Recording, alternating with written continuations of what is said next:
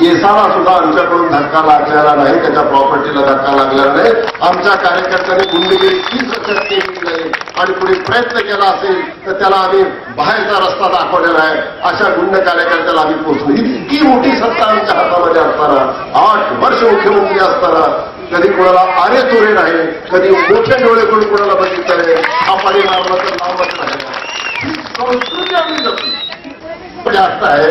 आणि मग त्या गोष्टीला गाँव के साथ बहुत ध्यान देने की जरूरत नहीं है और लोग भी समझदार है. मैं समझता हूं उन्हें दिल का करना ते जुन्या लोकांना, बुजुर्ग लोकांना माहिती असल्यामुळं या सगळ्या गोष्टीचा आपण समजून घेतला. शेवटचा मुद्दा, ही घराणेशाहीची टीका कधीपासून सुरू झाली तर त्यानंतर संजय गांधीला त्यापासून ही चर्चा या देशामध्ये सुरू केली की काँग्रेसवाले घराणेशाही करतात, काँग्रेसवाले घराणेशाही करतात.